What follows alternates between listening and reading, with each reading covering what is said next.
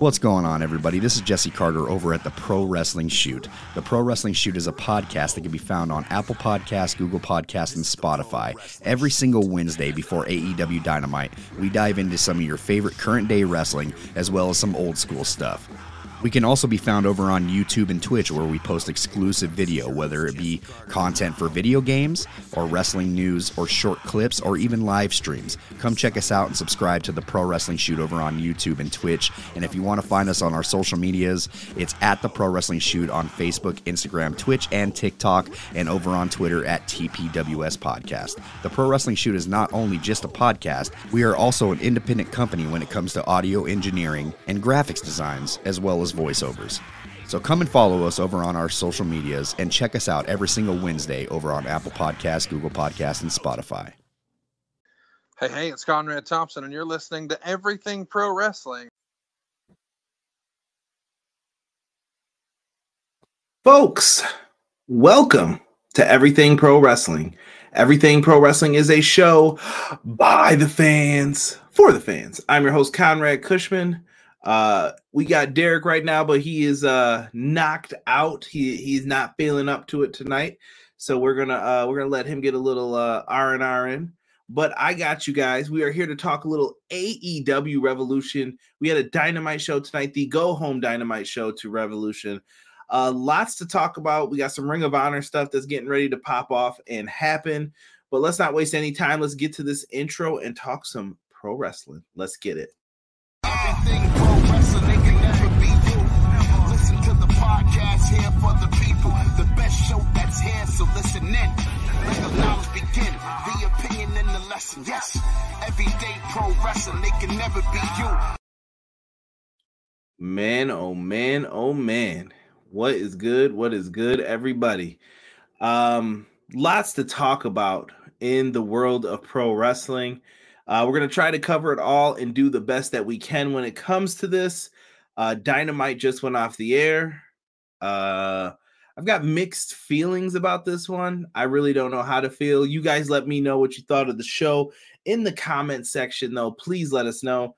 If you see me looking away, I'm trying to do a few things at once here tonight without Derek here is going to be a little bit more difficult. So we're going to do our best. Let's just say that. First and foremost, big shout out to Terrell, first person in the chat. We're going to be live and interactive with this one here. Terrell says Saraya and Ruby threw hints again that they'll be joining forces at Revolution. They're playing my games with Jamie. Okay. Just scream my lungs out for them winning that match. We'll get into that. Oh, dang. Daniel Bryan brought up the Authority. Yeah, he did in his promo tonight. Pro Wrestler Shoot says, yo, what's good, Pro Wrestler Shoot? Make sure you guys subscribe to their channel. They're live every Tuesday during NXT. I choose to watch them over NXT. So if you're not feeling NXT, I would suggest the same. Positively E said, ooh, I'm going to tell my mama you cussing on TBS. What up, E? Matt Lopez says, good evening, all. What is good? He did it because it was a bomb. Matt Lopez says, who the F booked the Tag Team Championship 4-way? The AI on Universal mode? Oh, man. Talk about WWE Universe. In my Bernie Mac voice. Better not tell. Well, Brian is getting fined $100 for cursing. He might. Deanna said, I think they missed the chance at giving Silver and Reynolds to eliminate 10. B-Boy Skyline says, Europe was good, Jay. Eric says, did y'all see Sonya Deville got arrested? Yeah, we saw that. It's her business. I don't know what to say about that. Matt Lopez brings it up. Good point, Matt. He says Ring of Honor is tomorrow. Ring of Honor is back March 2nd, 2023. Honor Club will have it on. It's going to be at 7 p.m. So if you're an Impact fan like myself, you don't really have too much to worry about when it comes to this. They will definitely be there. So make sure you guys, maybe you want to watch both. Maybe you'll have time for both. Should be interesting to see what they're going to end up doing here with the good old brand of Ring of Honor. But I'm glad that it's back. The setup looks pretty cool and clean when it comes to it. So looking forward to seeing what they do here for us with that. Let's see here. Brian getting personal mention in MJF's fiance. Yes. Hello, Ghost Stars. What is good? Tonight was interesting, but like a surprising interesting. BJ, I might have you open up more on that one. And if somebody wants to, and if I've known you and I can trust you a lot, I will open up the invites if somebody wants to talk on this one. Don't cut Derek's pay. He's having old man issues. Deanna, who you telling? Who you telling? Company cards already suspended.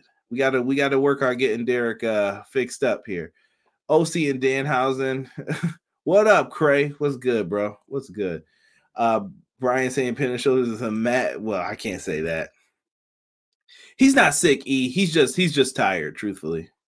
For Derek. He's a little out of it. So I don't know if he's getting sick or what, but he was really sleepy tonight. Chad, what up? What is good? Appreciate y'all, man. Listen, let's not waste any time. We'll get into discussing some of the things that happened on the show tonight. Show felt very in some parts of it, you know? Let's get to the opening contest. We had ourselves a championship match. The All-Atlantic Championship was on the line. The champion, Orange Cassidy, who I think has been having a tremendous reign thus far as the All-Atlantic champion. Dare I say, he might be the best All-Atlantic champion we've had so far. I mean, Pac was pretty good too, but Orange Cassidy's just been all over the place. He's been putting on some pretty banger matches. He's going up against the firm's Big Bill. Big Bill was undefeated going into this matchup with Stokely Hathaway by his side. Stokely Hathaway still looking like he's going to be someone that Batman beats up and lets live, and then he still comes back trying to do bad stuff. Got to do better, Stokely. Got to do better. Early on in this one, Big Bill choke slams Orange Cassidy through a table. Throughout the match, Big Bill dominated. He used a full Nelson, shaking people around. OC is just about to get a big boot to the face, and he just falls. He just drops down, falls right down, and Big Bill can't hit the big boot. He gets frustrated. On the outside, Danhausen is trying to put a curse onto Stokely. Then he tries to do it to Big Bill. Big Bill then knocks him, and then right before he's going to choke slam him on the apron, Stokely says, no, put him down. And Stokely hits him, shows him that the hand is strong, we'll just say, and gives him a backhand with that cast. This leads to Orange Cassidy being able to take advantage. He hits not one, not two, but 3 orange punches, and the last one being from off the top rope on Big Bill. They kept Big Bill pretty strong here as well, I thought, depending on how you feel about who he lost to. But I was okay with it. Orange Cassidy gets the win. The more I thought about it since last week, because I thought Big Bill could win in a surprising way, Orange has been doing great as the champ, though. Does Big Bill need it right now? I think Orange has been on a tremendous run, and I still feel like Ethan Page might be the guy to take it from Orange. I don't know why, but that's just the feeling that I have from it. That's how I feel. Let's see here with everybody. Ace, what's good, bro? Appreciate you, fam. Throwing up the 2 sweet to you, bro. We're all human. Feel better, Derek. I need machines, Terrell. I need machines around here. That opening match was great and funny, Terrell says. He enjoyed it. Underdog player of the night, Stokely. Yeah, Stokely was great. BJ said, well, I don't hate the unpredictable things, but I don't know if they are the best decisions with some of the ways outcomes could have gone. Big Bill should have won, Chad says. Chad is disagreeing. Rated R Tokyo Mercedes versus AZM April 8th. Death Club Rated R Mafia. What is good, Rated? Appreciate you being in here. Deanna said, can we ditch the Big Bill name and find a better one? Maybe he didn't want them to own his regular name, like his real name, because William Morrissey's his real name. I just don't think, maybe he just didn't want to give up the rights to it, you know? And he was like, please don't trademark my name in case I want to use it for insert whatever reason he might want to. I'm okay with Big Bill. It's weird to say it multiple times. W. Morrissey was pretty good. I wish they could call him like Big Dub or something like that. That would be pretty sweet. But I feel like someone owns the trademark to that name too. So lots of issues with that name. They're going to have to find something that works. Or just call him Morrissey. I think that would work too. Eric Douglas going in about the women's division. I love it, bro. Waiting for Stokely to get up and cut that promo. I am a revolutionary. Don't get that man started, please. A said the orange punch from the top rope was fantastic. Chad says, what happened to Brody Lee Sonny? He hasn't been on the show for a while. We really haven't seen him since the 10 stuff, but I know once he's back in the school and stuff, I don't know if his mom brings him around as much. So, and the Dark Order's been pretty much dismantled at this point. There's only 3 people left in Hangman. So I don't know if he's needed at this point for some of these. And Hangman's in a blood feud right now, so that might be tough.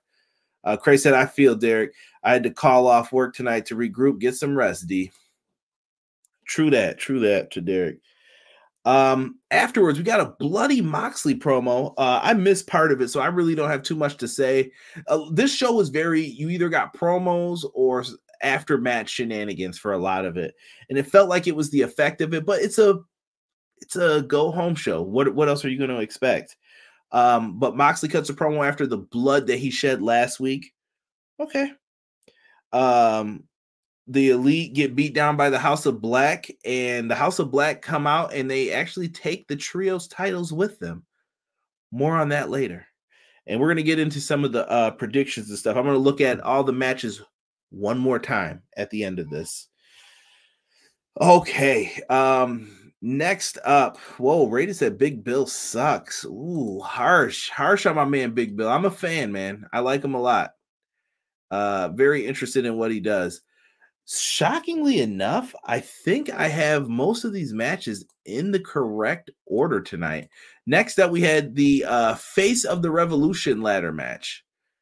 I don't know what happened to Eddie Kingston and Ortiz. If I missed it, someone please tell me. Like I said, I was out for a second during these other things, as you can tell how brief I was with some of them. But Face of the Revolution ladder match, you got to climb up, grab the big Sonic ring, and right now it's always been for the TNT Championship. So you could do something there. But in AEW, I'm going to say this. I feel like these ladder matches are rough. They aren't put together as well as WWE ladder matches, but Rob said it best. They feel formulaic at times too, though. Like, it's WWE's feels like you know the spots, you know what you're going to see in it. And with AEW's, it's like, how do I want to put this? Theirs is just kind of all over the place, and it's like chaos without the spots being planned out well enough. You're doing moves and stuff, and people are clipping ladders and things like that. It's like, ooh, did you guys practice this, or do you need more room, or what's up with this? So I definitely think they need to make sure they focus on here's what to do if this situation happens in these matches, because there were a couple where you're like, you could have did something different there.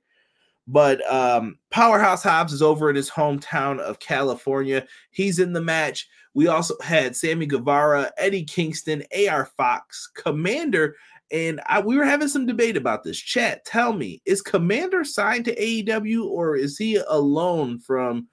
I thought it was AAA was where he was actually from. Or is he signed to AEW? If you know, let me know. Ortiz was in this, and we also have Konosuke Takeshita. So, interesting, all in all, with what happens with this. Komander did a big dive out to the floor.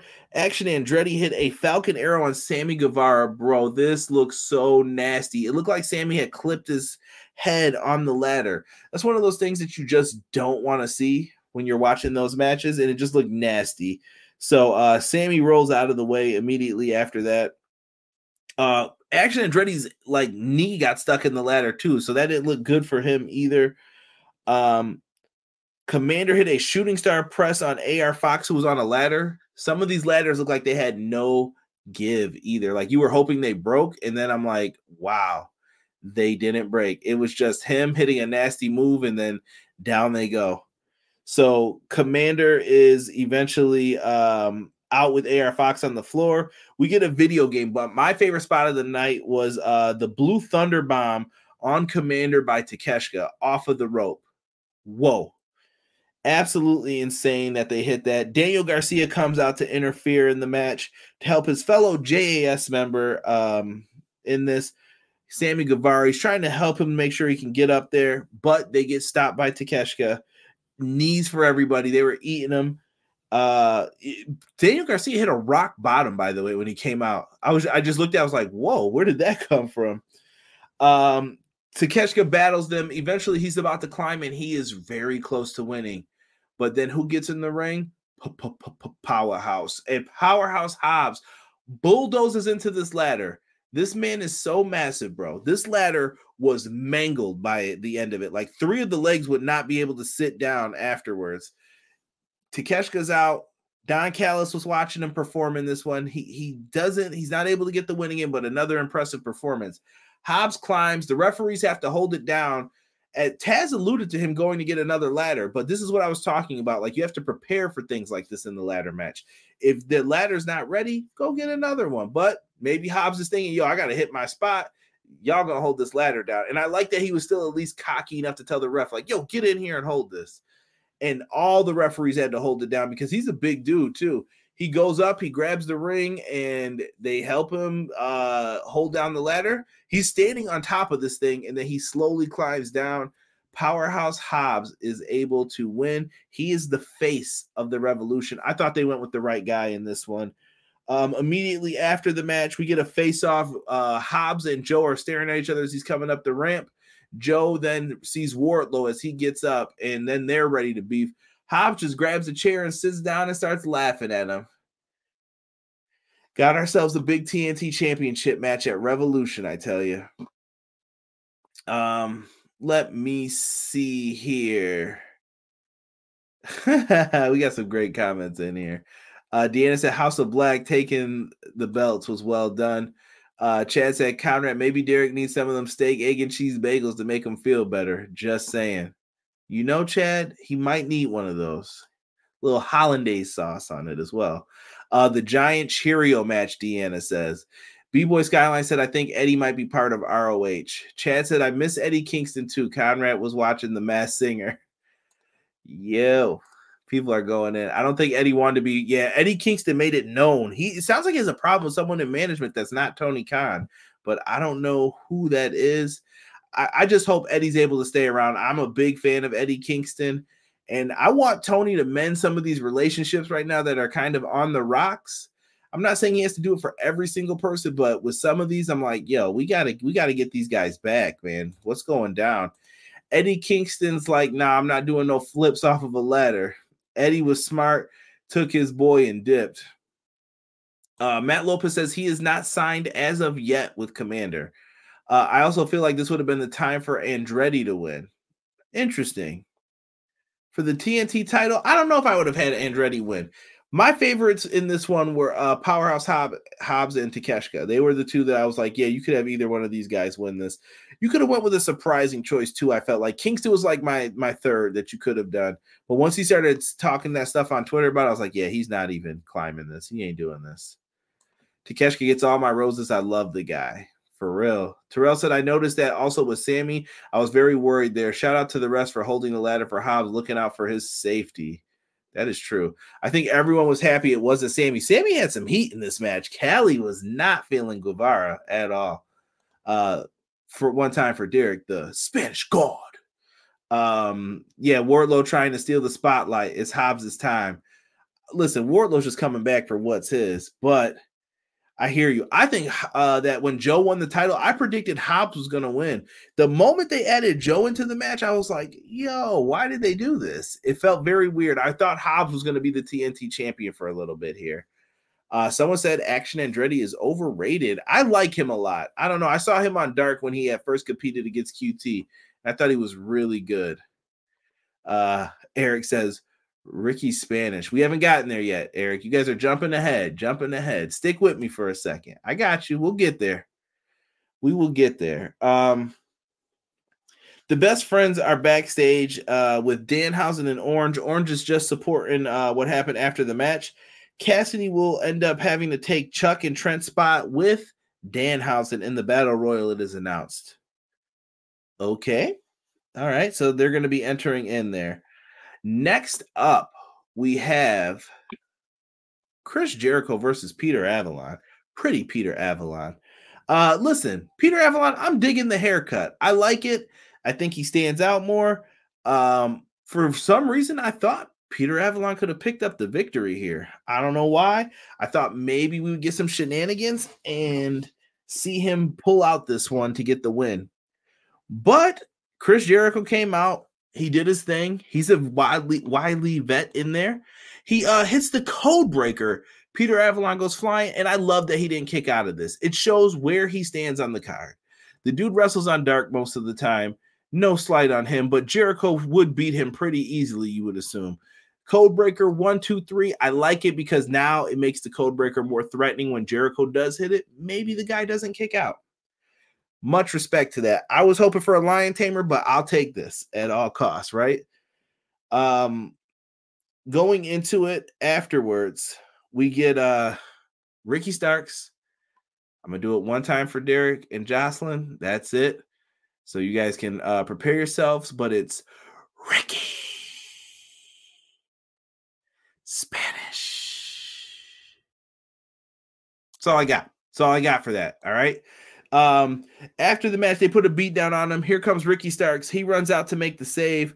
There's a promo by Jericho basically running down the city of San Fran, and Ricky is jumped by the JAS afterwards. They left him laying. Listen, Linda, listen, as that kid would say from the famous video. We cannot have this feud continue. I'm done. I'm done with this. I think you let Ricky get the win. Jericho moves on. Ricky Starks moves on. If that's what we're going to do, that's what we're going to do. Because I just don't want Ricky tied down in this feud. That's just how I feel about it, at least at this point. You did it wrong. Spanish. Listen, there's a reason. That's not my shtick. That's not my gimmick. I'm the Big Show guy, though. Well, that's me. That's what I do. That's Derek's job. All right. I can't do it as well as him. So show me some love. Give me some pity points here tonight, y'all. I love the chat. Daniel Garcia did the rock bottom twice this evening on Dynamite. Who's he think he is, right? Shout out to that Buffalo kid, Daniel Garcia. Yeah, I really want this to work out with Ricky. Like, I want him to get the dub here. I don't know what's going to happen, though, leading up into this. It's okay, though. We're going to keep it moving. Hangman Page then cuts a promo. He's on a farm, it looks like, on the outside, and he's inside of like a shed or a work area, and he cuts a promo on Jon Moxley saying that this is going to be a hard-hitting Texas death. And that's all they keep saying. They're not saying Texas death match. I don't know why. Maybe it's an inside joke between them since that was said the first time, but they're going to have themselves a match, and it sounds like it's going to be a pretty bloody affair if you guys know AEW. I'm here for it. Let's see what you got. Let's see what you do. Not mad at it.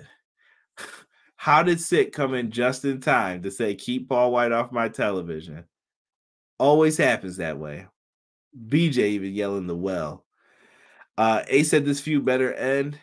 After that, you need some manscaping. Deanna, I'm going to let you, you know what? I should have listened to you before, so I don't want to make that same mistake twice. Deanna is right. This show is sponsored by Manscaped. Manscaped.com, promo code EPW show. You put that in, you guys can get some cool Manscaped products for yourself.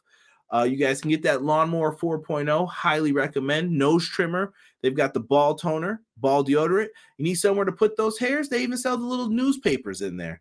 Manscaped's got something good to offer everyone. So make sure you guys check it out. Manscaped.com, promo code EPW show. Save yourself 20% off and get some free delivery on your boys. They even have new beard products as well. So make sure you guys do that. Also, we have a promo code here for PowerSlam Wrestling Network, powerslam.tv in the description below. Same promo code EPW show.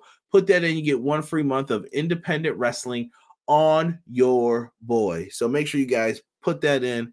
Let's see it. Matt Lopez coming in. Let me see here. Yo, AEW Twitter dropped a 19-second promo of Lexi, Eddie Kingston. What happened in the ladder match? He responded, I quit AEW. What?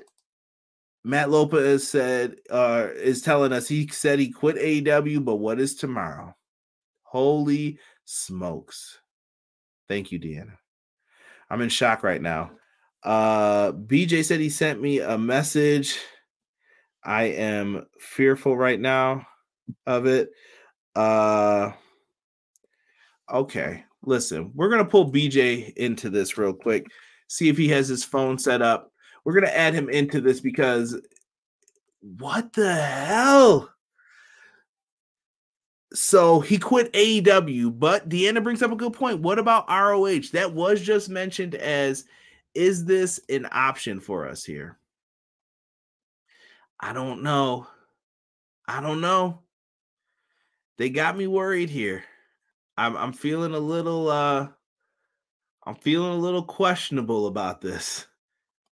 What do you guys think of this, man? I don't know, man. Ooh, come on, Eddie. But Eddie Kingston in Ring of Honor, I think, would be a good thing, too. Eddie Kingston wouldn't be bad there. Who knows? Rob says Eddie has a fear of success, in my opinion. Ace said Paul White over Jeff Jarrett. I think to each their own, man. It's just going to depend on where each person wants to land. B-Boy says he's calling it now Kingston to ROH. Are they actually going to have separate Ring of Honor rosters? Matt Lopez, I might need you to be my correspondent if I have some questions for ROH, because I don't have Honor Club. I don't know if I can afford it right now at this point. I got a lot of money issues right now. Show some love to the podcast if you guys can. Put some money in that PayPal. Don't do all those YouTube donations. They take a portion of the funds. Hit that PayPal up and just say, for you, brother, for you. Yeah, I don't know. I don't know what to do with this. Like, are they going to split the roster? Is it going to be a hard split, or are they going to let people go back and forth? Because I figure they don't want Claudio and Yuta not to be on Dynamite. But if you do that, you know what I mean? Like, you're muddying the waters a little bit too. I don't know. We'll talk about that. We all know Eddie is his own worst enemy. That's been the storyline too, Deanna. That is the truth. He's going back to Impact, probably, Terrell said, or maybe he's going to NXT or Main Event. He damn sure ain't going to WWE. I think he felt disrespected by them. Deanna says, I'd say Impact. From what I know behind the scenes, I don't think it's happening. We've got BJ in the house. BJ, are you ready? Behind the scenes, I don't think it's happening. Boom. Uh-oh. Get a little echo. Hey, what's up? We've got what's going on, BJ? How's it going? It's going, man. Everybody, welcome BJ to the Shizzo. What is happening? Let me know if I get any echo going on, because this was a makeshift setup real quick. But no, you actually look pretty good. I like that background. I might have to ask you where you copped that. Oh yeah, for sure, man. Oh, that looks good. I like it. Yeah, we were just talking the Eddie Kingston thing, bro. Like, what are you thinking on this right now? Well, I was just as surprised as you when it comes to Eddie quitting. I haven't seen the video yet, so I'm wondering, like, does it look like a shoe quit or does it look like a storyline quit? Well, see, I don't want to give anything away, but I'm gonna say it's probably story, but it's kind of scary because I think he deserves to be on AEW like all the time. So I just asked the chat this question too, though.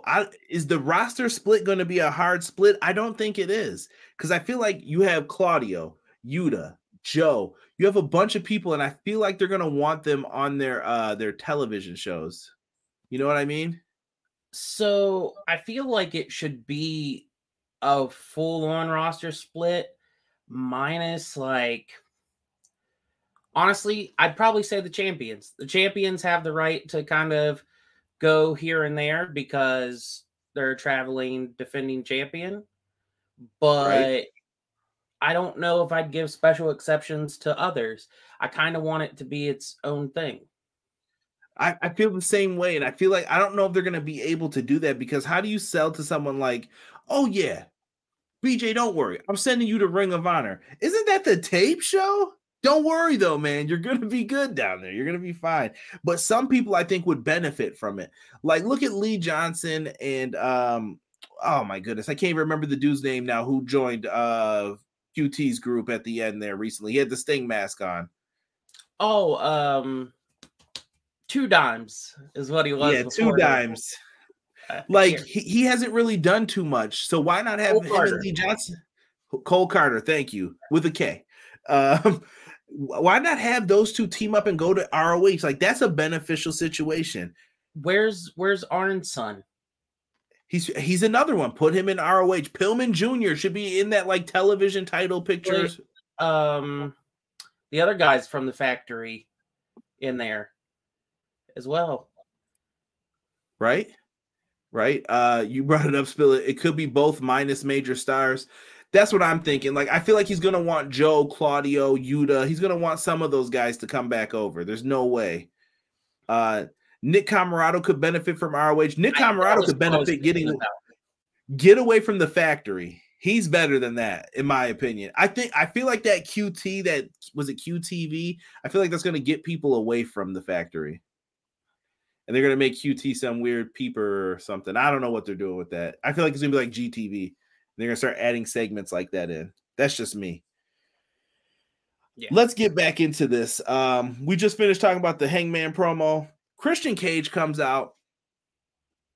My man was rocking the turtleneck. I love it. He looked like a substitute teacher in there tonight, looking for his peeps. Had on them ugly ass boots underneath. Christian's just a heel, bro. How could you like anybody coming out like that? Just like, dude, what are you doing?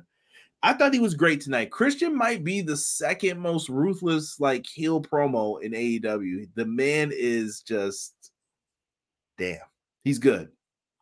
I feel like when MJF was leaving, had the plane ticket, we wondered what was going on. That was right around the time that the Christian turn happened. Christian just came out the next week and said, all right, I'm going to do MJF. And did it so well. Right. That's probably like, if WWE would have let me do this, I would definitely be making money. But yeah, it's so good when you have that freedom to do that. And Christian can just keep turning it up. He doesn't have to stop at all. And he rode this one into the ground. I thought he did pretty good. He went right in on Jungle Boy's father again. Lights go out. It's not Sabu, as Mr. Warren Hayes would say. Sabu, not Sabu. And Jungle Boy pops up and he's digging a grave for Christian Cage. I don't know how I felt about this. This felt like off base for Jungle Boy's character. I don't know. I agree. And also, I don't wish that this match would be happening in this format, but if you're going to do a segment where you're digging a grave for somebody, you would think it would be for a buried alive match. Right, or something of that nature where it fits in, but it didn't line up, and I felt like if Darby was doing this, it would make more sense, but not Jungle Boy. No, Jungle Boy, even if he fights with his, like, anger, he's still too nice of a character to be that. Yeah, I agree with that. I love it. The crowd was going in on Christian. He did get a lot. He might have been heel of the night, I think, honestly. I actually love this whole segment. You know it's good when I'm admittedly liking anything that involves Christian. Listen, the Christian slander has to stop now. All right? No more slander on Christian. Christian Cage, man, he's like, I liked Christian before, but man, when he went on his own in TNA and got the NWA title, that was it. I was like, yeah, okay. Like I'm a fan of Christian like through and through. So you know why Christian's been victimized his whole career? I'm going to say this. We're going to get in a little TNA for a second. Christian has been victimized his whole career because every time Christian gets something, someone follows him and steals the thunder every time from the dude. Stop me when I'm lying. With Christian, he went to TNA. Kurt Angle came right after, and I was like, dude, I feel so bad for him because he was like, I could have just stayed and made more money if I was going to be back in this spot. You know, not there just yet, but you're going to be behind Kurt. Don't worry about it, Christian. We got you, bro. We're going to take good care of you. I'm in the solid match, but not the main event anymore. What are we doing? And then he comes to AEW, and I can't remember who the debut was after him. Was he before or after Punk? I think Punk was after him, right? Yeah, I think so. And I was just like, here we go again. Stole his thunder. Christian had that huge build-up, too, and then I think people were kind of like, what? I thought it was someone bigger. And I was just like, come on, dog. I don't know. I always feel for Christian. Christian gets some love from me. Terrell says maybe they could do Christian right and have him and Saraya join forces, maybe and recruit Kurt Angle and a few other WWE people to reform the main event mafia. No, we don't. No main event mafia. Out of all the things that TNA have like good stuff for, the main event mafia is not one of them. The best thing about the main event mafia was Booker T calling his own match as he's in the ring. I don't know. I was a big fan of Scott Steiner in it too as the ring announcer. Scott Steiner cut one of the best promos I've ever seen live in Buffalo. Told the story a million times. I'm watching it. I'm at like a baseball show or whatever at the local team's park. Buffalo Bisons, go support him. He's out there. He's showing his muscles. He's like, who wants to get in the ring and rub oil on the largest arms in the world? Where's all my freaks at? These girls run up to the gate and line up. I don't know if they're fans or what they're doing out there. The girls all line up at the gate. Security's like, hold on, wait. He was like, get the girls lined up. I'm going to need at least 5 of them to come into the ring. The girls are excited. Yes, yes, yes. And then he's like, largest arms in the world. Now, where are these ladies from tonight? And they're like, we're in Buffalo. You can hear someone yell at the background. He's like, Buffalo? Oh, I don't do skanks. Sit back down, all of you. And I was like, great heel work. The girl middle fingers start flying. People are pissed. I was like, dude, so good. So good, bro. Love Scott Steiner. And then I met him the next day, and he was the nicest dude in the world. Like, so chill, so cool. Love it. That's awesome. Christian said Jungle Boy has no edge. He showed some tonight. Jungle Boy needs to do something evil to break up the good boy game. Where's Luchasaurus? Is he hurt? Or is it the mask controversy still? I would assume it's probably the mask at this point. Jungle Boy's going to come out in a black trench coat and a black hat. Oh, no. Bro, I'm glad everyone stole the thunder. Dude is trash. Chill out, man. Terrell, you about to get timed out. Chet, what was the name? It was Black Snow and Chet Lemon. That was it. On commentary. Oh, Booker T gonna beat up Xavier Woods, Coach Creed. Yeah. One of the best lines ever. Matt said the Jungle Taker. Yo. Luchasaurus is gonna pop out of a casket. Watch. Yo, don't. I could see Luchasaurus interfering in this now. That's a good point. With a new mask? We don't know who he is at first, because that's gotta be Luchasaurus from the prehistoric times. I hope Excalibur doesn't do that. I'll be so mad, actually.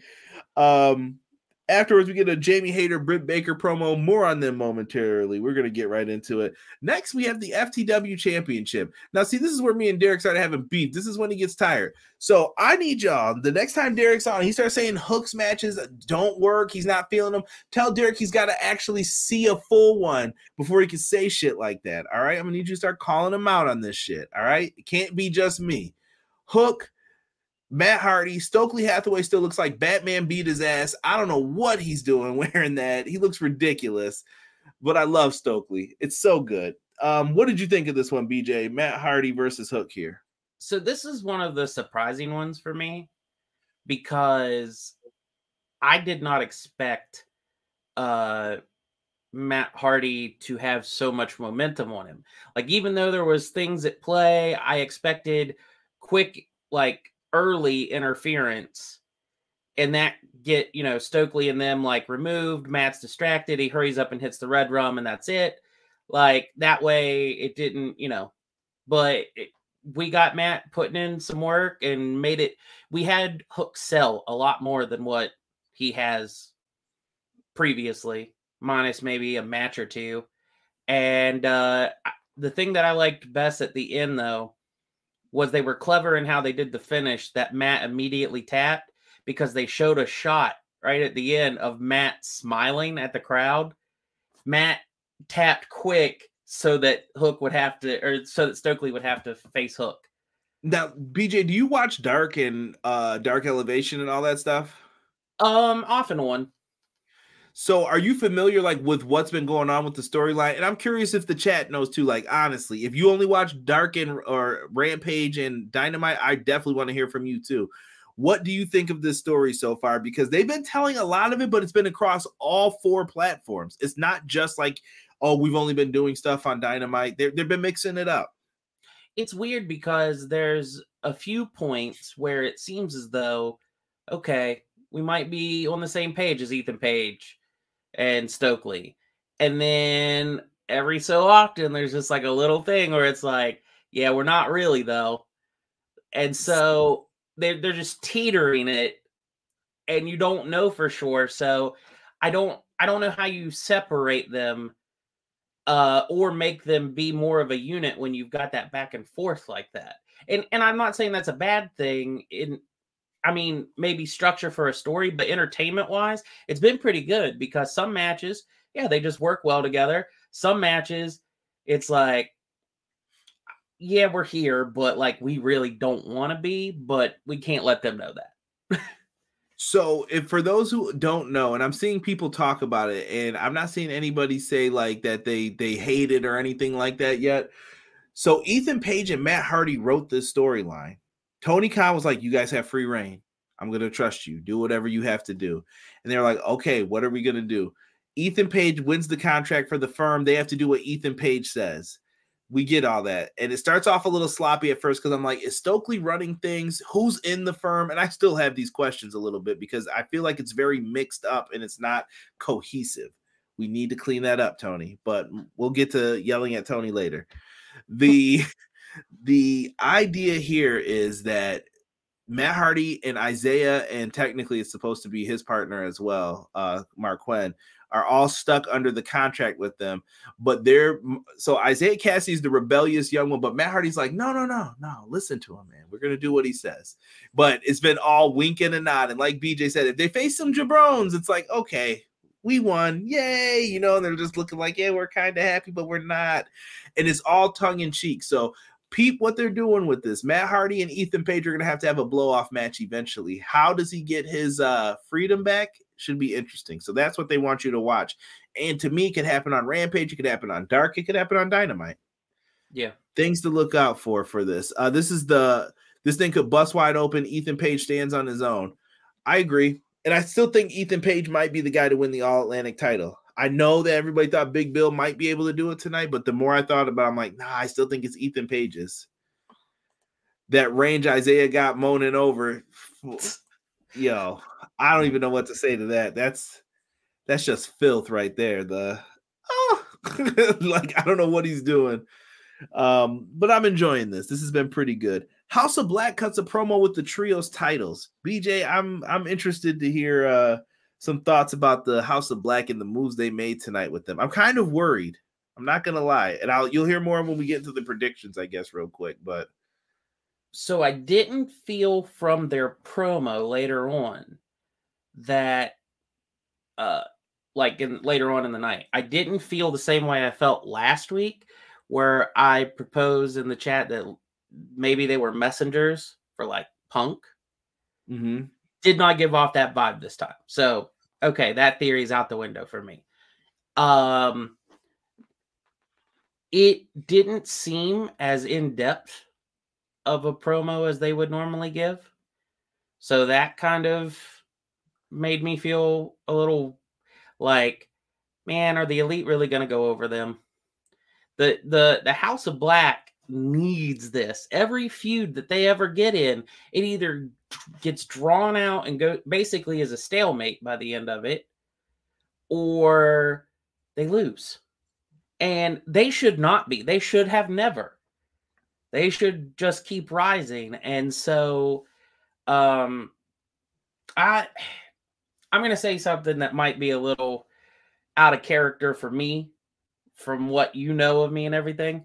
There has not been any point in AEW that I have been less involved with an Elite storyline. Like, I don't care. Not necessarily about this match. I care about the match, but I don't care that they're the trios champs. I should be not focused on like them just, oh yeah, they're there and they're winning. Like Buck should be in a tag. Kenny should be doing singles. I'm more invested with them both that way. The trio stuff, I get why they're there. I get why they're the elite, but yeah. When someone gives me a theory and they ruin it for me, I usually credit them. Like Rob ruined Dolph Ziggler for me. He just told me, like, why do we care about this guy? He always loses. And from that point forward, I'm like, I see it. He's right. Like, this dude sucks. And every time I watch him, like, he always loses. He lets you down. Why would you get behind him? And there was a night where BJ came into the chat and said, I'm sick of the elite and their friend storyline. And anytime it's like brought up now, someone's like, look, the Buck sneakers were in the locker room behind him when he cut the promo. I'm like, I don't care. Be friends or don't. It's been 4 years. I'm over it. Friends wrestling. No lies told right there. Shout out to Trell who joined us in the chat. Appreciate you, Trell. Don't forget, guys, hit that like button, comment, subscribe if you are enjoying. And if not, just hit it for BJ then for me. We would appreciate that. Yeah, Matt Lopez. We got people still coming and saying Eddie Kingston just quit AEW. I love it. I love that people are getting into this. Dolph puts people over and makes them look good. The problem is you can make people look as good as you want, but if I don't care about you, like that Ali match, I did not care that just happened on Monday. I'm like, okay, cool. Yeah. Let Ali do something else. It's bad because I think people are learning from him, but I don't think it matters to the fans. Like, I'm just like, eh. Well, so much for Eddie being world champion prediction. It still could happen. You don't know. I'm currently working on turning you against Gargano. It's working. I love Johnny Gargano. He's not good as the funny man, and that's what they have. He's not funny. The way was bad, I thought. Me too. The minute that the way started, I was like, that was about the point I had like stopped watching NXT, just keeping up with what was going on because I was watching AEW. And when the way stuff started, I was like, oh man, I'm like glad I'm not watching every week because this is rough.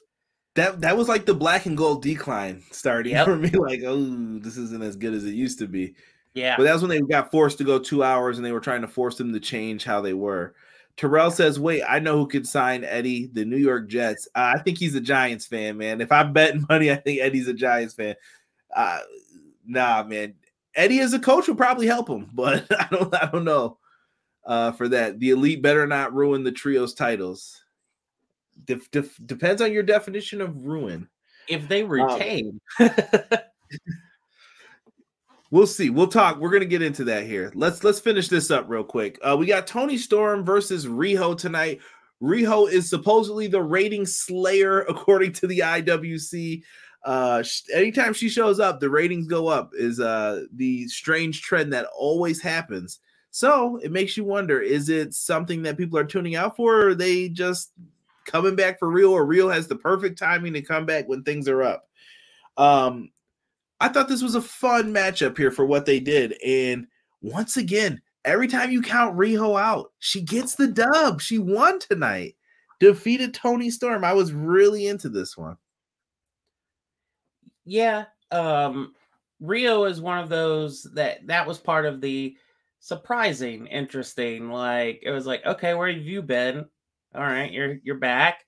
And also, like, I have nothing against Riho's character, but I don't get it. Like, I get it with Shida. Like, I get like her character. I get like the hype. I get why people like her. I can feel like certain characters where I get it. Like, I even get it with Sky Blue. But anytime it's Riho, I'm like, I feel like she's the Joshi underdog. That's what I feel from it, at least. Like, she's the underdog because of her size, her stature, and she always has to do the extra mile to get the win. But I'm gonna argue against that with you, because the Joshi underdog is Yuka. I like Yuka as well. I'm a big fan. Me too. But she gives the personality. If we've got her and Riho in a match, it's Yuka all day, and Yuka's gonna work for the win. Riho's gonna feel like she's on top. So, like, I don't know. I don't know. There's just something disconnect there I have with Riho. It's not that I mind her work or anything. There's something there every time. Like ever since the beginning, ever since she won the belt. I think you're catching some heat in the chat, but it depends on who we ask here. Matt Lopez, I want Riho in the women's blood and guts. You could see that. Six has been telling y'all Riho is that chick, man. Just wish she was around more. Deanna says, I can't get invested in Riho. Just Conrad doesn't get the Seth Rollins kick. Don't get me started, bro. I don't want to hear about that mid-card character. He's a great wrestler, but I don't get that. How did we get here, bro? How did we get to you dressing funny? I know it's a separate thing, but I've been listening to like you feeling that with Seth. I like Seth for Seth. This whole character. You're talking like in-ring work, Seth? Yeah. Like me too, dude. Whole career, he should be the world champ. But his this persona, like I'm going with it. It's whatever. I think at this point he is saying, okay, well, he admitted in an interview he's not the guy right now. Roman is, but I honestly think that like not storyline wise, but well, kind of. There's only been one person to really take Roman out, and it's been Seth. Seth is like the only person that doesn't fear Roman.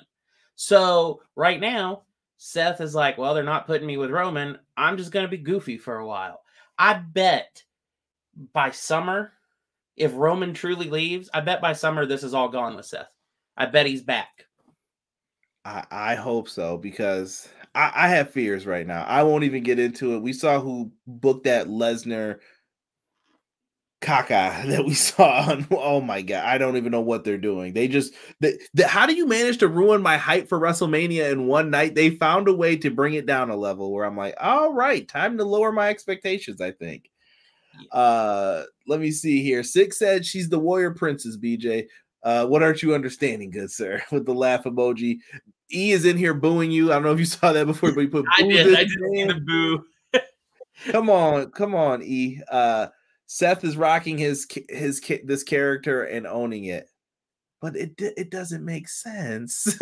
Do you get what I'm saying? He transitioned from good guy Seth to that Messiah character to I am the drip god. What is this?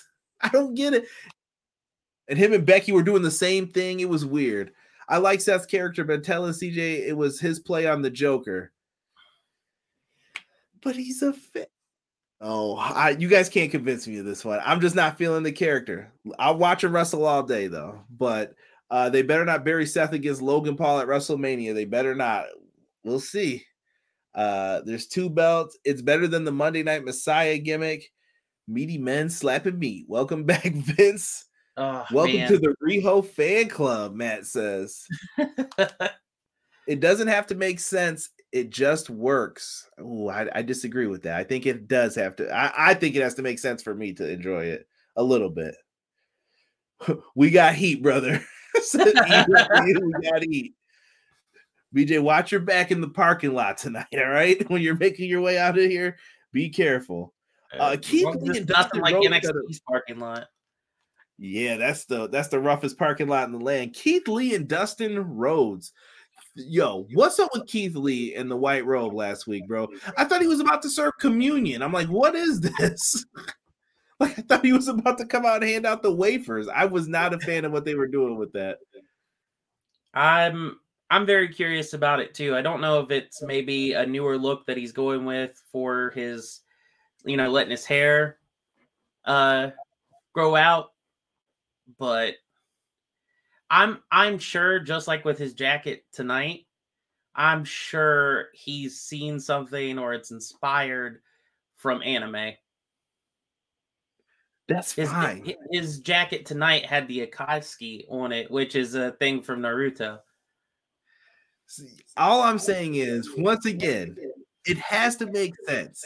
So, Tony Khan, this is what I'm talking about. That's just me talking, though. I don't know. I don't know. Dustin cut a good promo. It looks like they're still getting ready to go up against Swerve a little bit. Should be good. If you got any thoughts on it, I'll get ready to move on. Yeah, it's there. Right.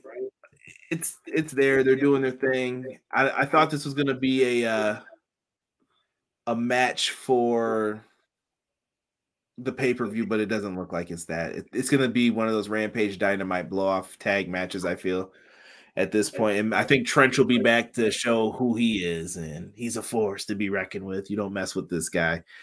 We'll see. I've been enjoying, though, the Dustin and Swerve feud. I think Swerve's been one of their better acquisitions. It killed me. The attack and just the extra line from Swerve about Black History Month. I was like, where did that come from? Like, I don't know. It cracked me up. It's hilarious. So, like, that's where I'm like, okay, I'm in. Like, let's just see where it goes. I was in. Yeah. This is for what Dusty's done. What? Oh. I love it. You know what I really wanted them to have? A bunkhouse like brawl match or something. I feel like they would do really well with that. Oh yeah. And I like that their first match, it didn't end clean. It was like a brawl. Like they were like, oh no, this is a DQ finish. What are you doing? And it still can continue on. When you use DQs, rarely it's okay. I don't get mad. It's when you do WrestleMania like 6 and there's 7 out of the 12 matches are DQs. You can't do that. Speaking of that, I have something back from the very beginning of the show before I was on here. Something that irked me about that All-Atlantic Championship match. Well, how are we? How are we putting him straight through a table in front of the ref without a DQ? I get the whole it's referee's discretion, but why is the ref saying, you know what, this giant guy versus Orange Cassidy, I'm going to allow that choke slam through the table? What's this ref got against Orange Cassidy? That's what I want to know. All right. I got 2 things right now. Yo, who wrote this? He said Keith Lee's got powdered sugar on his head. Release Scott Steiner on his ass. Sorry, that just I wanted to laugh so bad. I didn't want to do it while you were reading it. Everybody's like, what's wrong with him? So I have 2 excuses that I'm going to make for this. We'll go Attitude Era first. They did it in the Attitude Era, so it's okay. That's number 1. I feel like he's an ECW fan, and that's another reason why it's okay. But 2, I'm going to go New Japan reasoning. It happens on the outside. There's no DQs on the outside. You do have to make it in by the 20 count. If that's what Tony's following, great. If not, you know what I mean? But then why did we hide the cash shot from earlier? Yeah. You get into these weird conundrums with all of it. And that was a great hope spot, too, I thought. Because for a second, I thought Matt Hardy was going to be the FTW champion for like a split second. Yep. What are you doing? Really? Really? Every time that I think of Steiner and Main Event Mafia, that's what I think. I think of the Samoa Joe. Yeah, Deanna said it's a 10 count out of 20. Yeah, in Ring of Honor and New Japan, they use the 20 count, though. That's what I was just saying. Like, okay, you got time to get back in. You'll be fine. They did it in the Attitude Era. Derek, make it a shirt. Oh, we'll be waiting for that one for months. You better tell BJ first. All right. I still got to do that Player Haters one. Yeah, we got that one. They did it in the Attitude Era. It's always an excuse. Listen, I knew they were going to be felonious excuses. I'm not saying that. It's still weird, though, like BJ said, like, let's just do a table spot and let's not call anything. Yeah. But that goes into a lot of the officiating problems. And I'm not going to hit this one too hard because I was not the biggest fan of this battle royal. Tony Khan, I got to talk to you, bro. Player, I'm going to be on your call tomorrow. I will be on the media call. And dog, what was this? You advertised the Casino Battle Royal, and then I was like, "Yo, this is like Royal Rumble tag teams. What is this?" Yeah. Did you prefer this format, or did you hate it compared to what the Casino? I prefer the Casino. Me too. It just didn't work for me for this. It felt like we had less teams. I feel like, Jesse knows I usually will argue with him about things like this, but I think Jesse might be right about this trios tag titles thing. They're not doing a good job of separating it. I feel like one division hurts the other one. Like, oh, you could be in the tag division, but you're over in the trios division, so I can't use you over here. Where's the Bucks to help out with the quality of this? You know what I mean? You could have added more teams to boost this up, but we didn't get that. So I don't know. How are you feeling about this whole tag division lately? It used to be my favorite division. I used to say this is the best tag division in the world, and I still think it is when the pieces are all working together. Yeah, it's really weird because it feels like the major highlights of the tag division were the lowlights at the start. So, like, that's good. That's good that we're, like, bringing up people and making them big deals.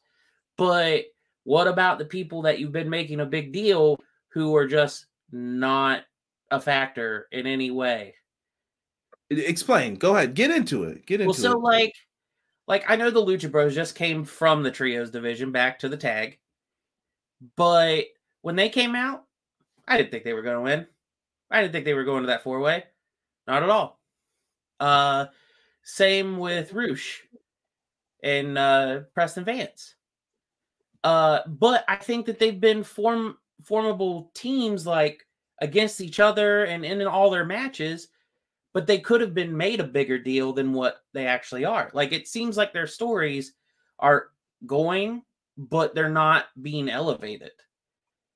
And so it's not necessarily filler, because if you're a fan of it, you'll watch it. Like, I'm a fan to see what they're doing with Preston Vance and Roosh and stuff. And I think Roosh has improved a lot in the last few weeks from what I kind of felt about him in ROH. But they've done nothing towards the actual tag division. So why are they here? They're just extra. Also, they're like doing a semi-heel turn with some of the members of the Blackpool Combat Club, but you don't know, is Danielson still in the Blackpool? Like, there's too many questions that I'm asking that I'm like, I'm not aware of what's going on. And maybe their roster page would help if it's broken down by the groups as well. Like, if you're like, who's in the Blackpool Combat Club? Okay, it's these 4 guys, or it's these 3 guys. That makes sense. Who's a trios team? These guys are a trios team. This is a trios team. That's a trios team. With all the promos that they do on the Road 2 shows, which, by the way, should totally be integrated into the actual Dynamite show. Maybe not a full 16-minute long episode of one, but you pick a couple, put it on the show as well, because they're really good, and I feel like they're just being wasted. Well, they use part of the Danielson one, I'm assuming, right? With that hiking on the hill. I assume that's where that came from. I think so. Yeah, so they usually for like one match tonight. Yeah, but normally it's nothing. But how much does it take for a 30-second clip of, Danielson going up to Claudio and them and saying, "Hey guys, I got to do this on my own for right now, so I'm not out, but it's see you later." That's it, and it could have been done. And I think that's where you run into these issues with Rampage as well. Like, Rampage could be used for that. The problem is they're trying to jam so much shit into there that you're losing time. This is why I said with Ring of Honor, let's use this to alleviate that so you could tell more stories. And now you're like, okay, I got 3 hours to tell a Dynamite story. How would I do it? But then I got a whole separate hour to do it. Yeah.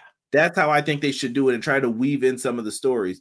But if you're going to have ROH still doing this, you're going to have the same problems that you have now. You're going to say, oh, I don't know how to fix this. People were not feeling this at all. I'm just going to skip to the end. Lucha Bros were in this. Aussie Open didn't win. We come down to the final teams. I don't know. Mark Sterling's guys beat up the Lucha Bros. And I'm like, this is the best we've got for the Lucha Bros. Like, no offense, but Mark Sterling's guys have been treated like jabrones. And don't get me started with them and the Trust Busters. What's been going on with that? Like, maybe I missed something on Dark one week, but sometimes the Trust Busters are hanging with him and then they're not. And maybe that's how Mark Sterling gets money. I'm trying to piece it together, but I feel like I'm trying to tell my own story versus knowing what the story is. Yeah, it feels like sometimes the Trust Busters are a group and sometimes they're not. But, like, make it make sense. Listen, BJ, we're gonna get into this. I'm not even going to get into the Danielson MJF segment here in a second, but the idea of this, does Tony Khan need writers? I feel like he needs to have a Vince Russo, Ed Ferrara. I'm not saying he needs like 30. He doesn't need a raw roster group of writers, but 1 or 2 to help him put these shows together and weave it in and out. Tony can approve it. He can say, this is my idea. What do you think? I like that idea. I can make that work. What do you think about boom, boom, boom, boom, boom? But he needs someone that's going to hone his ideas and then sculpt it for him.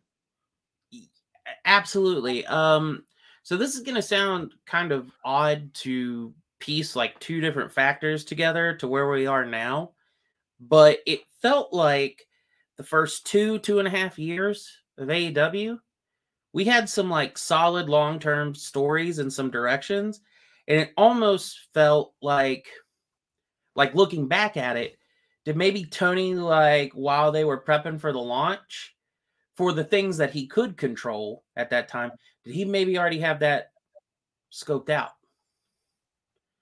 And then now he's running week by week. He's busy. He's got the football team. He's got the soccer team. He's got Ring of Honor. He's got this. He can't do it all. He's burning the candle at both ends, and it's going to finally hit the fan one day. Yeah. So the other part of it is, so if that is the case, if he's caught up, being someone who has this, it feels like it's ADD booking. And I don't mean that as in like attention deficit, like I can't formulate something, because he is. But like these little 30-second things, these little attention to details, they'll slip through the crack. It just will. I'm not thinking about it because I've got 900 things I'm doing, and he definitely does even outside of wrestling. So yeah, if he just had like I don't even want to call it like a full-on writer. He needs a detail guy. Huh? He needs a detail guy. I think you're saying like a continuity manager. Okay. We'll call it that. He's just basically there to say, okay, yeah, we can make all this happen. I see that there's a little hole here and a little hole here and a little hole here. How about on Wednesday we film a little segment here, put it in, and that way everything makes sense. If they're on YouTube, you could at least say, well, I put them up on YouTube, or they were featured in Dark. Watch Dark, and you could have saw that I explained what happened here. Yeah, but they don't even say that. Some people are going to argue, well, who cares about Dark and all that, but that's true. Shout out to my bro, Sean Hubbard from Hubbard Wrestling Weekly. Clash of the Podcast is live every single Monday at 6:05 Eastern Standard Time. Come listen to me and Sean as we break down all the latest and greatest in pro wrestling. He also has a t-shirt store that's open as well.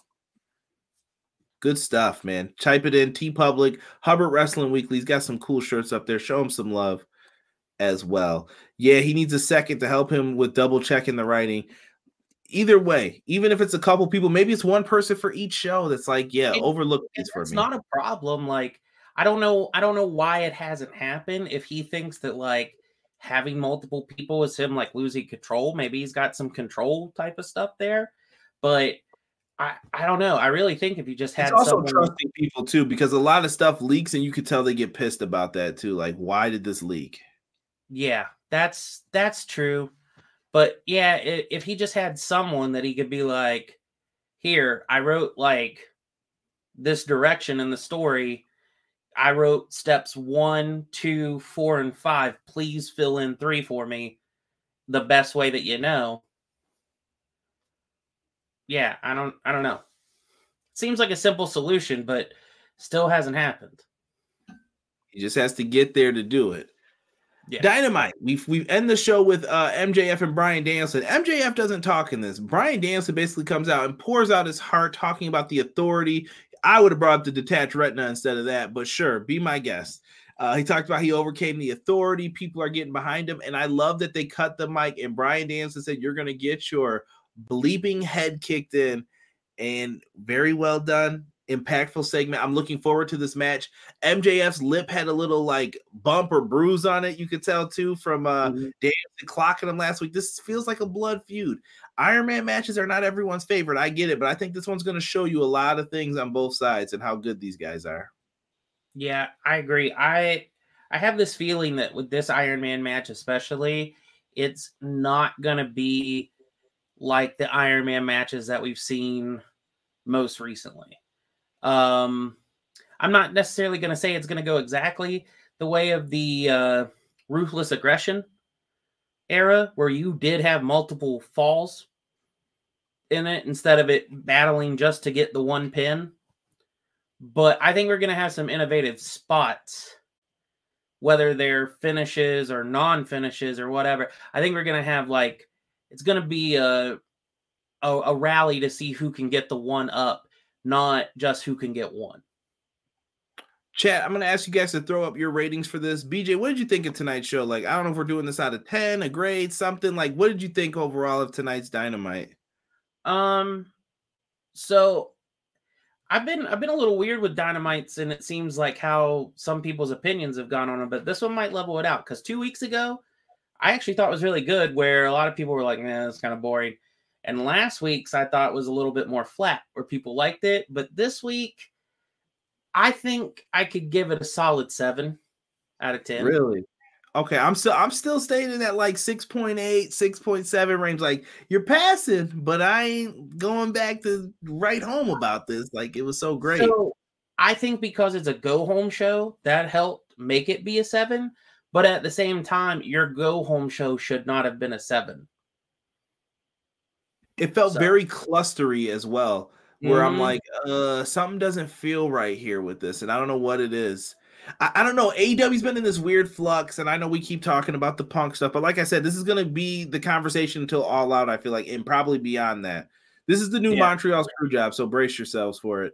AEW has felt very weird since this all happened, so I don't know. People are, how does Jade not have a match on this Sunday's card? This is why she needs a storyline. Well, I think Jade is going to get added to that later on down the line. I feel like some people aren't being patient with some of this stuff too. You have an Iron Man match on this card. We don't need any more matches added to this. I promise you. It's going to be the same thing that it always is. Huh? It's going to go long enough. Yeah, we're still going to be up at 12 reviewing the show for you guys. Trust me. I'm going to be sitting here why did I do this? And I have business to tend to the next day, and I'm going to just regret it. I know it. But we'll see. Deanna says 7.75. Ace says 6.8. Matt says 7 out of 10. Wow. Tokyo being harsh on my girl Saraya. Solid show. Don't know what stuff. What they stuffed so much into. Yeah, they did a lot tonight. That was the other thing. It just felt like boom, boom, boom, boom, boom. AEW doesn't just give you a chance to breathe, and I hate that sometimes. Yeah. They're vamping Jade for Statlander too, I think. I don't know when she's coming back, but they've got plans. We're going to run through these predictions real quick. Chat, give me yours, even if they've changed. I know we did them on Monday, but I want to get BJ's predictions real quick on some of these. BJ, we got JAS's banned from ringside. Chris Jericho versus Ricky Starks.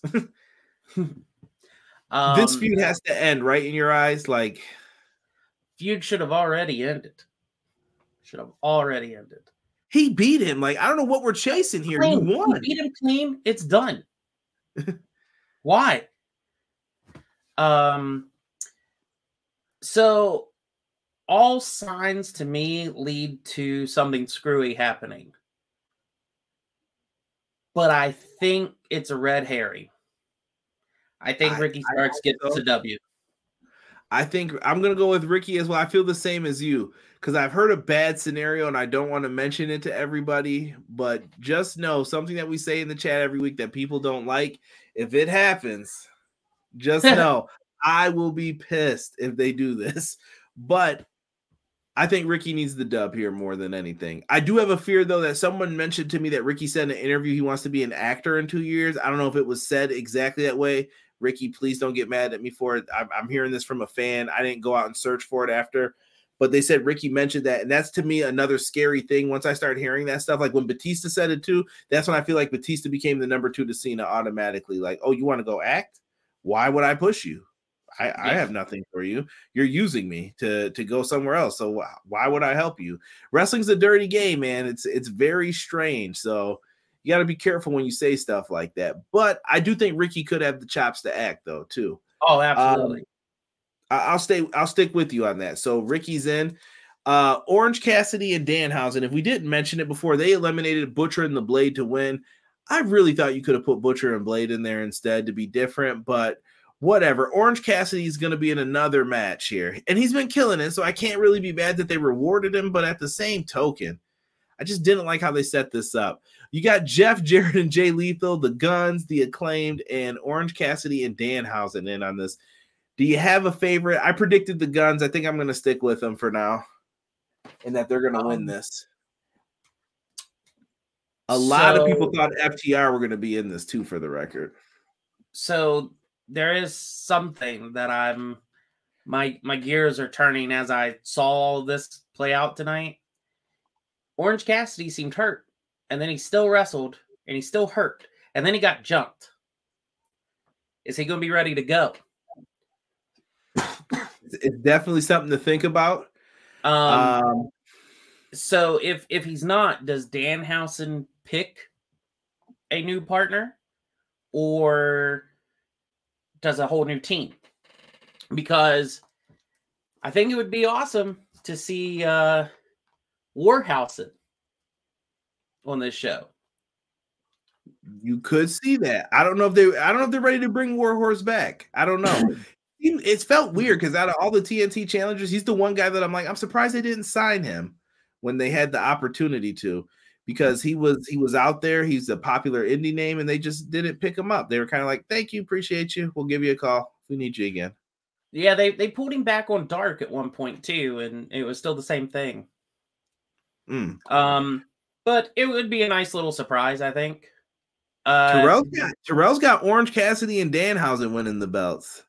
So I'm gonna tell you, I'm with Matt Lopez. It's my world. Oh no! I can't. I'm not typing it in right now, but this would be the point where I all caps with the sirens. You're gonna see him strutting with some AEW gold.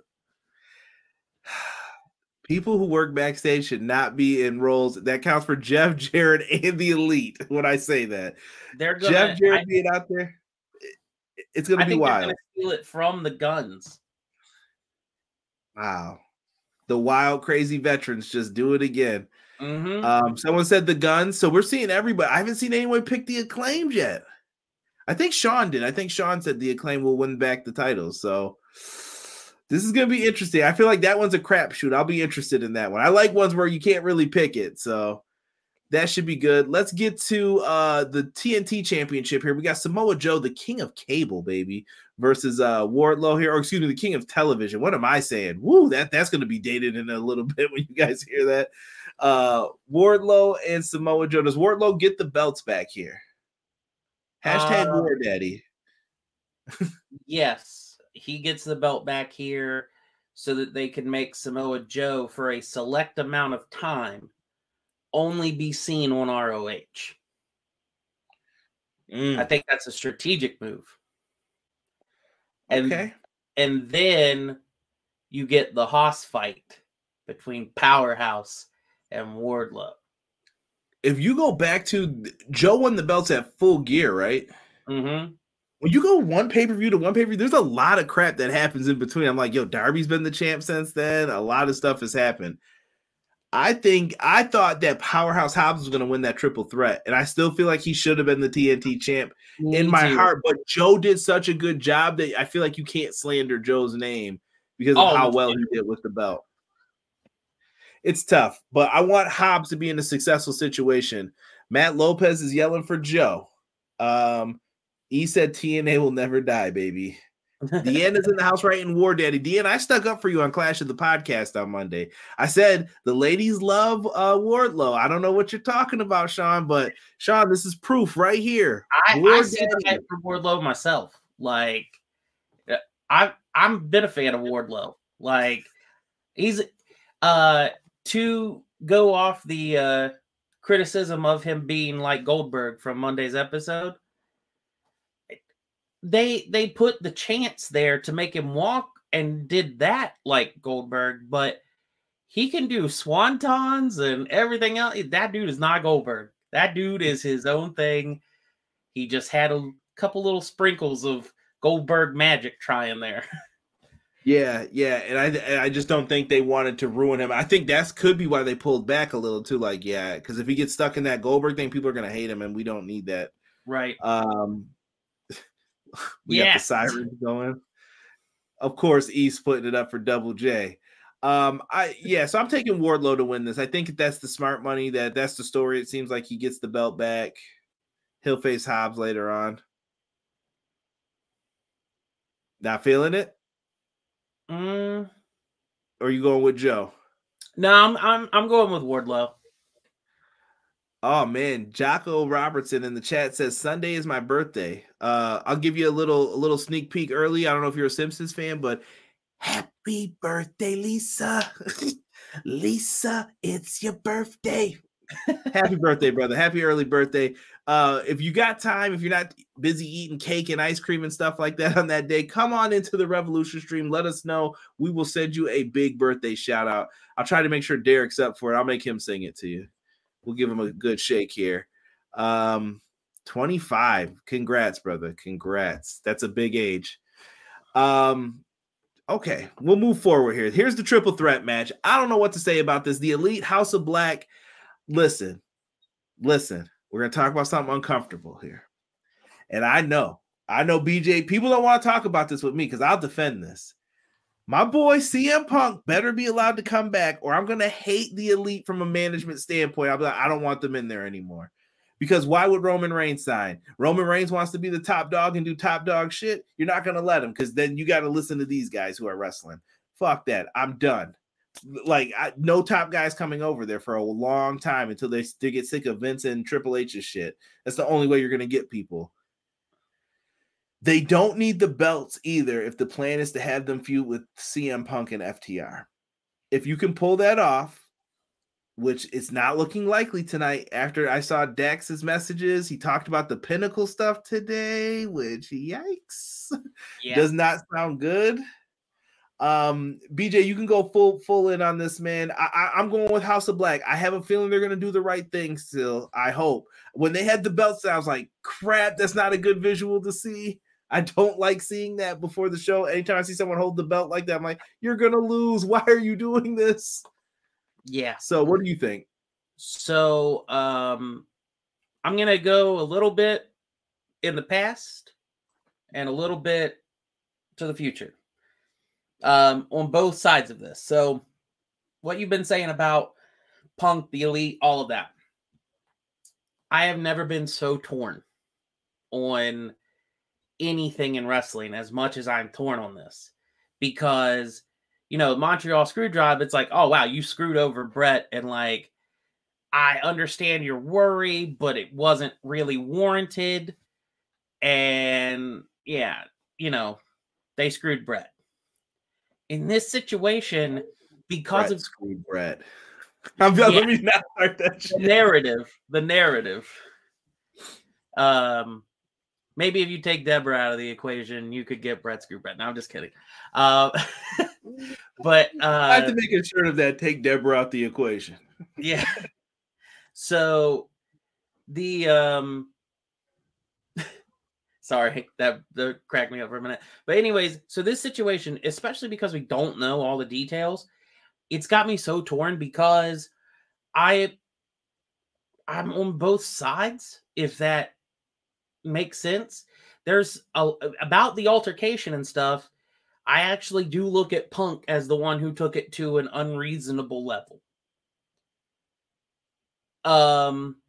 I see that as Hangman and Colt took it to it. See, but it depends. We don't know enough of the backstory to know, because I'm like, I could see it to where Colt either whined and complained to people and took it too far, and then they're like, no, you're my buddy. I got your back. I'll make sure that doesn't happen to you. And then they're going after Punk. Punk's like, yo, I'm going to defend myself, motherfucker. Like, I got Tony in my back pocket right now because I'm his champ. Don't do this to me because I'll make sure you're ended. And then it just turned into a jockeying of power situation, maybe. I don't know.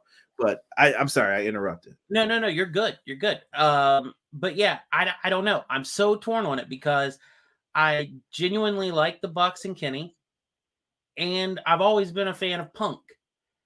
This, while I was watching it, though, as I was watching the press, I was like, this is not good. Like, Punk, what are you doing? Don't do it like this. Like in the moment, I was feeling like, oh shit, like not good. But there are some times where I'm seeing there's so much support for the Bucks on this situation that they don't want Punk there, but it's by people that you wouldn't suspect, like taking a side. And it's like example. Jungle Boy most recently. I understand that he's friends with the Elite, but he doesn't seem like someone who would be stirring the pot on it. There was a spot that was ruined for him. That last banter at the last pay-per-view, though, with the guns. Yeah, they said something, and Jungle was like, well, I'd rather be booked on the pay-per-view. And they were like, oh, well, we would be booked on the pay-per-view, too, if we got dressed with the EVPs in their locker room and hung out with the boss all night. Jungle Boy's perception to me, and I didn't want to say this earlier, but it's kind of ruined. I'm like, yikes. I don't know. Like, that made me look at him like, are you really good? Or now, like, you start to look at someone with scrutiny now because of that. Because I'm like, are you actually good, or are you in this spot because you're friends with somebody?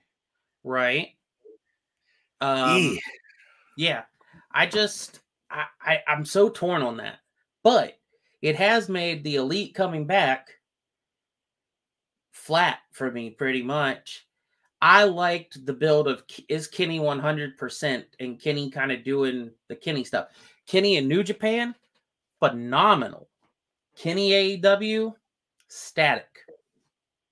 And I think that's the American style too, versus what he's doing. Because you can do one match over there and build it up and go crazy. You can't come over here and do that style every week. Kenny will be done instantly. Yeah. But I think he should bust it out more often than he does. Like, I feel like we haven't seen that New Japan Kenny Omega match. I don't know if he's waiting for Okada because he's an artist, so he's trying to tell these stories. But if I'm Tony, I'm like, what the shit is this? Why am I seeing this with Will Ospreay? I need that over here, baby. Like, what do you want me to do? The other thing that I really worry about with them too is that whole like potential, hey, we're not going to renew contracts if you're bringing Punk back type of thing. And now with the news of Kenny probably getting the 9 months tacked on to November, like, I really want to see how this plays out, because if that happened, I'm just going to be real with it. I like I said, I really like the Elite, but if this is a real situation, immediately I lose all care for them as more than their matches, as like investment wise, because that's petty. And I would want Tom Petty. And yes, and I would want Punk and FTR back and let them go to WWE. Let them try it out. Let them see that they're not going to get what they got here, because that's doing bad business. I'm going to retort some people in the chat. I find it odd that there was that Discord message this week that slandered Punk and basically said that he booked all of this stuff with Tony Khan at his house in LA. Did that happen? Maybe. I don't know. I can't defend Punk in some of these situations. Like how he behaved at the scrum, I can't defend that. That was how Punk felt, and that was Punk's choice. I get it. He aired his dirty laundry. He probably shouldn't have did that. That wasn't the stage or place to do it. But guess what? We're people. People will say shit like that. I'm the person I respect someone telling the truth to my face than doing that lying, smiling in my face bullshit. That pisses me off more when you do that behind my back. But it's business, and that's what people want you to do sometimes. Okay, I get it. There was also no punishment for Hangman Page. I have not seen anybody. Hangman Page threw the rock at the window. Like, I think of this like a little kid situation. He threw the rock and nobody's saying anything to him. He's just walking around like, yeah, I'm facing Jon Moxley and I'm doing this. And I'm like, this guy started all this shit. This is who this is about. Like, and then you got Colt. What happened to this? Oh, Colt Cabana's going to be back on TV. I ain't seen Colt on shit. I ain't seen him on Ring of Honor. Where is this dude? He's not even on Dark. Yeah. We're wasting time, I feel like, with a lot of this. And that Jericho thing made me think like it was a shot at Punk. And now everybody seems to be reeling it back. Like, maybe we do need this guy. Maybe he can help us. But it depends on what everybody thinks. I'm going to get to some comments here. But Terrell, CM Punk never said anything about all these kids that you mentioned here. Ricky likes CM Punk. A lot of the other cats like Powerhouse Hobbs. A lot of people came to his defense. FTR. Britt Baker, Jade. A lot of people brought up, yo, CM Punk's not a bad dude. The problem is when everybody's assuming when he said kids, that's what he meant. But now the MJF stories are coming out. I'm starting to think MJF might be a beef. That might be why CM Punk said that shit. Like, yeah, I don't want to work with him. He's not understanding how he could have helped 4 other guys, and he's thinking about helping himself. So why would I help him? And he keeps threatening you with WWE. Screw him then. Let him go. Let him go over there to see what it's like then. And that's what Punk's probably thinking. Yeah. Who knows? But the situation is neither here nor there. I don't think anything's going to come of this until Double or Nothing are all out. That's me once again. Just like I think the video game, if you're asking for a prediction, it's going to be coming out around Double or Nothing. You're not going to release that up against WWE. I see people keep mentioning that it's this date and all that. When you defend yourself, you sound defensive. 100%, bro. Jungle Boy, Punk's Porch has to be a podcast name soon. We can work that out. We can work that out with me and BJ. Here's the thing. Double or Nothing is arguably the biggest pay-per-view. So what bigger match? And that match doesn't need the trios titles. That's why I'm like, give them to the House of Black. That's my point of all this. Yeah. 6, I think Kenny was the man until he had to take leave. I'm assuming his doctors was telling him he needs to slow down and pick his spots. Yeah, I think he was just banged up from New Japan and he never got that stuff taken care of. And then it finally took its toll because you ain't wrestling New Japan's little like New Japan doesn't wrestle every week. They put on like big shows and then they expect all these people to come. And here it's like, no, we're hitting town every week. And I don't think Kenny was used to that. And it was like, oh, I'm the champ and I got to do Impact too. And then I got to go do AAA. What am I? I think he just stretched himself and he hurt himself with that. Matt Lopez says the best way we could get Omega from New Japan AEW would be to build Punk in a one-on-one. And I think that's the best thing Punk could do too, is say like, yo, listen, I'll put him over. I don't think the beef is with Omega and Punk, truthfully, either. The more I'm starting to see it, I feel like it's the Bucks versus Punk, and there's an issue because of the fight, because they're the ones who got rocked, honestly. Like, and Kenny seems like, do you believe in what he said on Renee's podcast? Like, yo, I'm done with that. Like, it's behind me at this point. Yeah. I really believe him when he says that. Kenny, but at the same time, that is what he said. And then the very next week when they were in Chicago, he hit a GTS in the middle of the ring. Just saying. Oh, yeah. Yeah, and then and you can argue like the Punk defenders will say like, oh, that was taunting him, but then the Elite, you don't know who's right in the situation because one herring changes the story each time. If you find out Larry the dog got hit in the face with that door, this changes all of this. All the dog lovers are gonna be like, yo, you pieces of shit. You did that. I would definitely go after you too for doing that. Oh yeah. We don't know. 6 said, plus we don't know where Kenny's head is after those 9 months added to his contract. That's part of the deal, though. Like, Tony paid you for that time. He ain't going to give it to you for free. Nah, man, I think Vince would give Kenny and the Bucks the world if they go to WWE. I think they will, too, right now. Prediction, BJ, because I don't know if I'm going to get to talk to you before this again. Do they go? If you're presented with the ultimatum, either Punk stays or we go, or vice versa, what do you do? Because all I hear is there's too much, there's not enough room here. And Sean got into it last time. Yeah, I'm just saying hypothetically, pick if you had to pick one or the other. If the ultimatum's there, I let him go. And the Elite? Yep. And the reason I say that is, as Six said, Vince would give him the world. He really would. That first contract. And then they're going to think everything is great and nice. And that next contract, they're doing dance-offs. They're wrestling Omos on Raw. Yes. It's different. Like I said, not everybody's Cody. And I think Cody's going to regret it. Like, I think Cody's coming back to AEW when this contract. I think Cody will be back too. I think he's going to be cool for the next couple months. He'll be all right. But then once he's out of that world title picture, it's like, now what do we do with him? Well, how do you feel about feuding with Theory? And then we'll see him against Elias on Raw. And I'll be like, what is this, dude? Yeah. You know, it's going to be shit like that. Yeah. So to get back to the match. So present, I pick House of Black. Okay. And now to flip onto the other side, this future that I was talking about, I want to see, and I'm kind of throwing out the prediction, which I was doing that a lot before, but House of Black wins, gets in a feud with the Dark Order, ends the Dark Order by those three joining the House of Black. And that would be better. Being the first actual, well, I guess the Jericho Appreciation Society, but more than 5 members of a stable. Like, and actually working as a unit rather than Jericho Appreciation is kind of in 3 different places, but unless it's Jericho. Right. Next contract, they're going to feud with Jinder. He said Dashing Stardust Rhodes. Oh, my goodness. Don't kid. Yeah. It could happen. You could be right. I think me, you, and Rob, I think have been in full agreement. And I think Casey and others, most of the people have said it. Dude, Dark Order's done. I know why you wanted to keep it around and you couldn't turn them heel really because everyone's still thinking about Brody Lee. It's time to end it.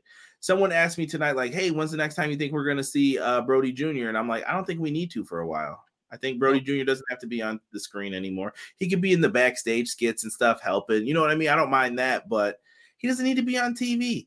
And I think that those guys need a reset at this point. Silver and Reynolds, if you're not going to do that with them, send them down to ROH and let them just kind of be a team down there. I think that they would benefit from some reps down there.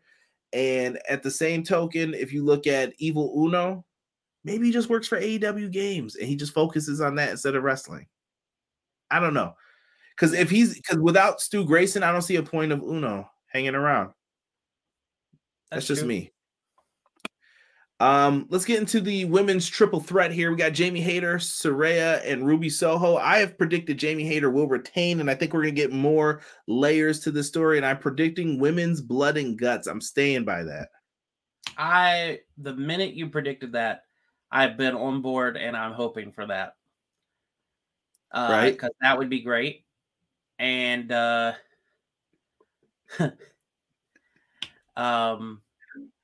the chat. Beaver Brothers, really? I'm also drinking the Haterade and saying that Jamie Hayter is going to win. I'm a big fan. And the Haterade is that clothesline, too. If someone's getting met with that shit, that's how I feel. But I could see anybody walking out of this. Is another one tough to call. I've been most invested in the women's division lately. I'm not going to lie. I'm like, okay, I'm interested. It's had like a little bit of a valley in the last couple weeks, but about 3-4 weeks ago, it was the peak of Dynamite. Like for me, like I'm interested in them doing this OG versus I guess WWE, but really it's just and none of it's been explained. I don't know why they're carrying the spray can and writing L on people. I know it's supposed to be loser. Like I feel like we're painting the picture for ourselves here, but they don't want to say we're the WWE OGs and we make this place better. I feel like it's supposed to be, well, my group's better than your group, so hang with us. Interesting. And Ruby's got the momentum. This might be the one time where people will say Ruby could have been the champ here. This is her opportunity. They could pull it if they want to, but I think there's more intrigue in what's Ruby going to do in the future. Yeah, I agree. Let's get into you got more for that one? No, that was it. Texas Death. Jon Moxley versus Hangman Page, because apparently we don't say match. This is going to be a bloodfest, I feel. That's just what this is going to be. It's going to be a bloodfest. It's the two guys, when they're not the champ, they're always in that upper mid-card feud for somebody, and they're going to finally feud with each other. I've kind of been waiting for this since the beginning of AEW launching. Yeah. I think that this is going to parallel and rival the Lights Out match that Moxley and Kenny had. Same. That's what I predicted this was going to be, but I was wrong. And I think this is where Mox goes on vacation. I think Hangman has to win. Hangman has to win because I think Mox is already challenged for the world title, and I feel like whoever wins this is up next. So, yep, you go back with Hangman again. Not mad at it, just something different here. And it's going to be interesting to see how Hangman hangs with MJF. What's its time? And that's who I'm predicting to win the main event. I've taken Maxwell Jacob Friedman to retain. We have Bryan Danielson, 60-minute Iron Man match. First, your thoughts on Iron Man matches. Are you like not a fan, big fan? Did you enjoy Brett and Shawn at WrestleMania 12? It depends on how they're done. Agreed. Like the Iron Man match that Danielson had with Hangman, really liked it, but it was because they went the distance without people knowing that it was going to happen. It's kind of like Okada and Kenny when they did a Broadway. Yeah, like that I like. I like when there's not a lot of downtime. Like between Sean and Brett, there was a lot of time on the floor and stuff. And like, no. Like, if we're getting 60 minutes, like, I know you can't be different era too. Yeah. Oh, like yeah. How you wrestle and the styles too. I always said that match would have been better if you were going to do it with no falls. You should have just had a straight up match and let it go an hour. People would have been more like, "Oh yeah, he kicked out again." Yeah, I think people would have been more impressed. But how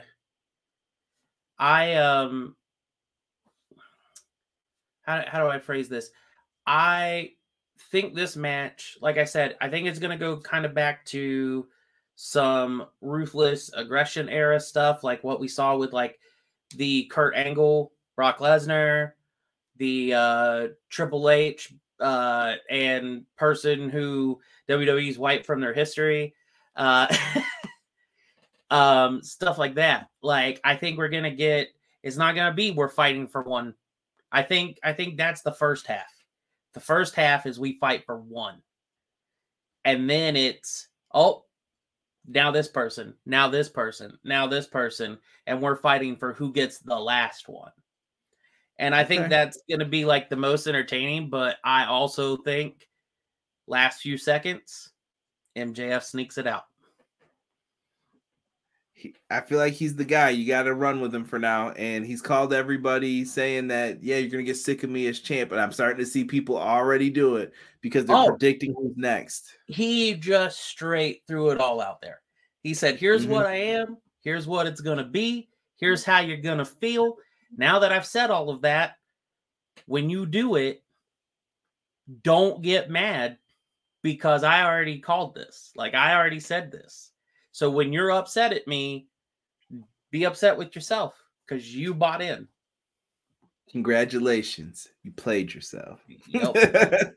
That's how I feel it's going to be. But listen, I'm going to wrap this thing up. I appreciate everybody who came out here to join us. I owe a special thank you to BJ who sent me a message, adding himself in here. Couldn't have done the show without you. BJ, do you have anything you want to promote? Something you got going on? Working on anything? Right now, so I gotta lay down the pieces, but I'm a little worried on the Vince stuff. I'm waiting like probably one more week just to see how the next week's Raw is.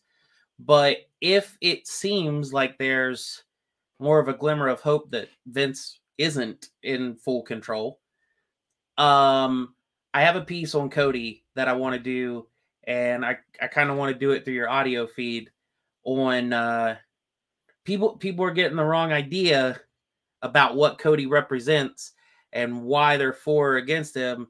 And I'll just leave it as Cody represents hope of the wrestling fan. Okay. That's depending on how next week's Raw goes, you can watch for that. Okay. Well, if BJ sent it to me, it'll go up on the audio feed. So make sure you're subscribed to those as well. Also, make sure you guys like and subscribe to the YouTube channel videos, and make sure that you keep it locked with us because after Revolution goes off the air, we will go live and have a review for you guys. Even if it's too late, make sure you guys got your notifications turned on. You can always go back and listen to it the next day. We always appreciate the love that is shown.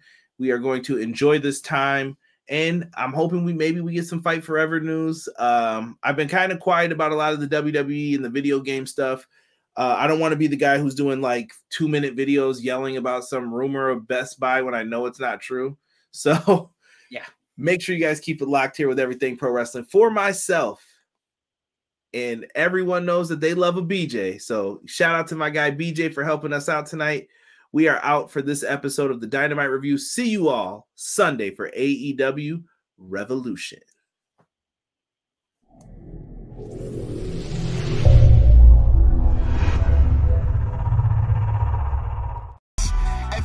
pro wrestling, they can never be you. Listen to the podcast for the people, the best show that's here, so listen in. Let the knowledge begin, the opinions, the lesson, yes. By the fans, for the fans, not many in this can understand, this the podcast to show you who I am, Conrad Cushman, the legend in the plans, please listen every day to the showcase, the opinions and knowledge that anyone can take, showing you how it is done, proving I am number one, what a legend becomes. This is now my time to show you that I am here, this podcast just to make it loud and clear, by the fans, for the fans, not many who's here can understand everything pro wrestling, they can never be you. Listen to the podcast here for the people, the best show that's here, so listen in. Let the knowledge begin, the opinion and the lesson, yes. Everyday pro wrestling, they can never be you. Listen to the podcast for the people, the best show that's here, so listen in. Let the knowledge begin, the opinions, the lesson, yes.